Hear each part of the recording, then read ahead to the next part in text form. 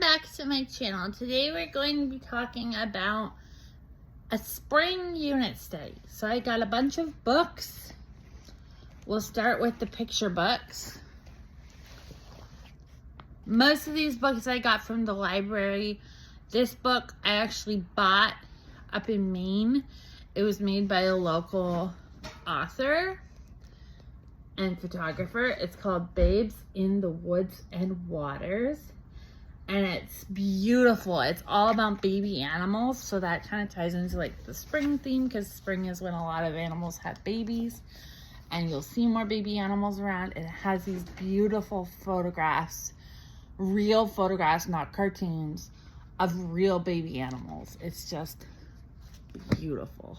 And it has some facts about what each baby animal is called and some animal facts about them.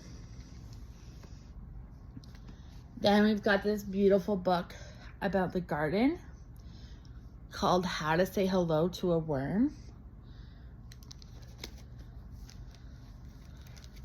Show you inside of it.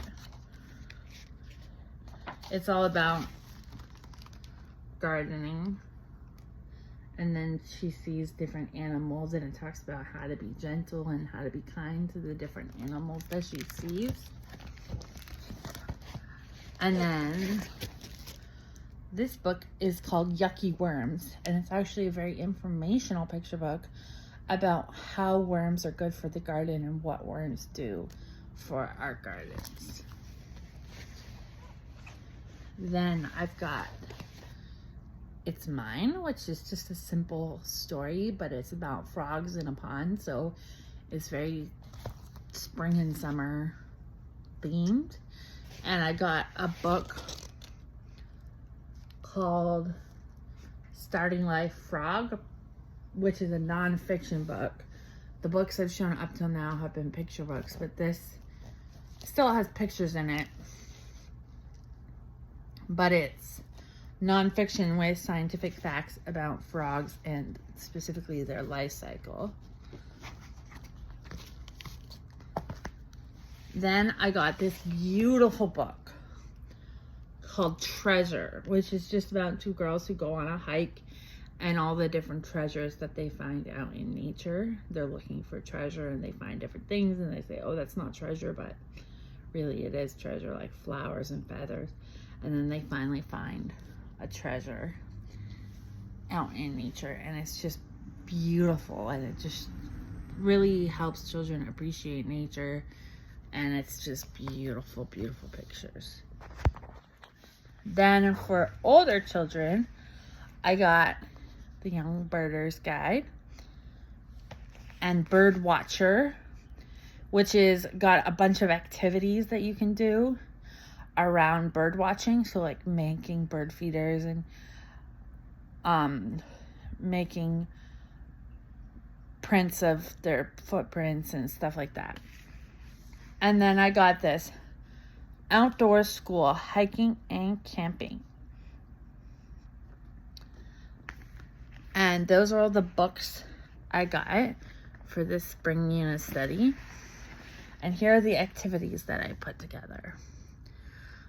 I suggested you do a spring nature table, so you could get like a green play silk from Sarah Silks and little baby flower blossom peg dolls from Etsy and some fresh flowers, and you can just make a cute little scene to just acknowledge that it's spring and have some fresh flowers in your play space, and just really, it's a Waldorf tradition and I just love it. Then I suggested a planting sensory bin with just dirt and real child-sized tools. They can pretend to be digging and planting, but you don't have to like give them seeds or actual plants or anything. You can just give them dirt.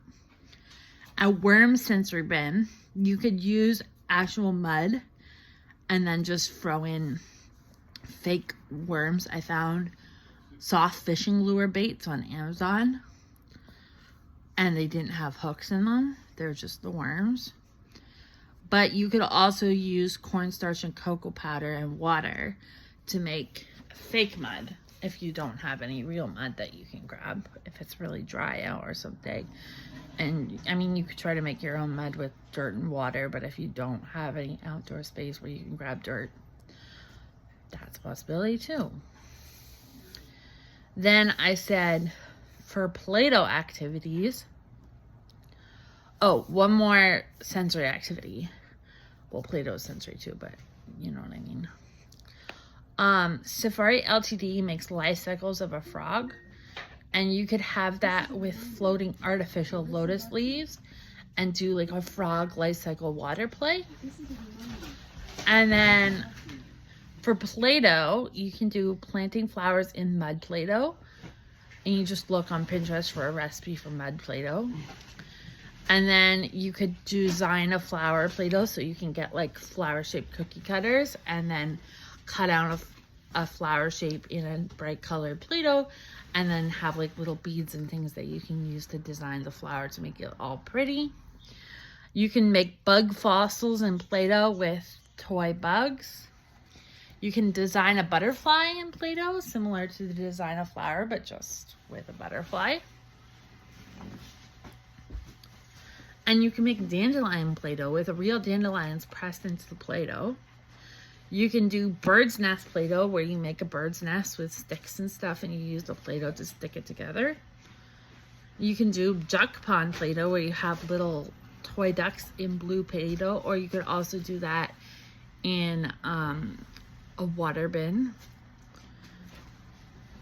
Now, some nature activities. Painting with nature brushes, so finding flowers and sticks and pine cones and different things to use as paint brushes. Nature prints, so taking leaves or,